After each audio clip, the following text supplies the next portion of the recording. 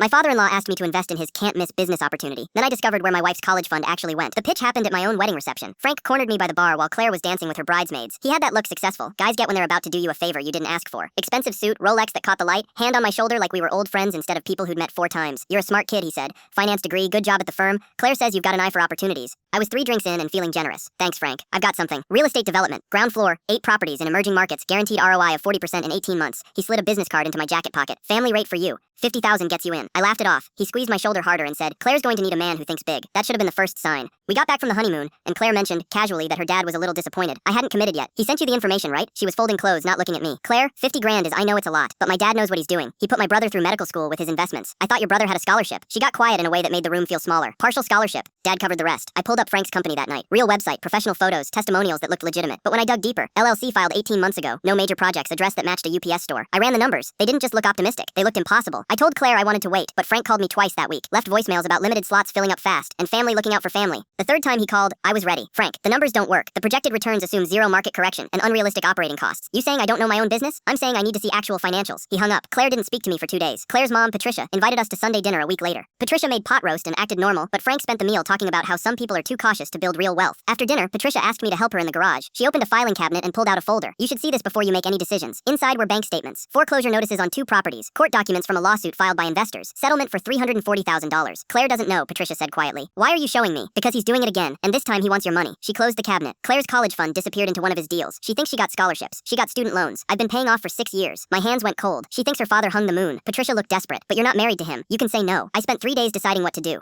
Told Claire I wanted to talk to some of Frank's other investors. She seemed relieved I was taking it seriously now. Frank gave me 2 names. Both went to voicemail, so I found the investors from the lawsuit through court records. Every conversation was the same. Great pitch, family connection, guaranteed returns, then excuses, then their money was gone. I printed everything. The lawsuit, the bank statements, the background check showing 2 other failed LLCs. I sat Claire down on a Saturday morning. Your dad asked me to invest $50,000, I said. Before you respond, I need you to read something. She went through the folder page by page. I watched her face change. Confusion first, then disbelief, then grief. My college fund, she said finally. Your mom's been covering your loans. She didn't want you to know. Claire closed the folder, stared at it. He called you lazy last week. Said you didn't have the vision to recognize a good opportunity. I'm sorry. Don't be sorry. She opened the folder again. How much did those people lose? About 800,000. She made a sound that wasn't quite a laugh, and he wanted 50 from us. We didn't go to Sunday dinner for weeks. Frank called Claire 17 times before she finally answered. Did you steal my college fund? Don't lie to me. Long pause. I don't care what you thought you'd turn it into. Did mom know? Another pause. I need space. Don't call me for a while. She hung up, sat staring at nothing. He said it was an investment in my future. Said he was going to triple it and surprise me. Frank tried reaching out a few more times. Claire blocked his number. Patricia called to apologize. Claire said she understood but needed time. We had dinner with Patricia last month. Just the 3 of us. She looked lighter. Said she'd filed for separation. That seeing Claire stand up to Frank gave her the courage to do the same. Frank sent me a message 2 weeks ago. Said I'd poisoned his daughter against him. I blocked him. Some people never learn that you can't con your way out of consequences. Claire and I just closed on our first house. Nothing fancy, but it's ours. We paid for it with money we actually have. Turns out that's enough.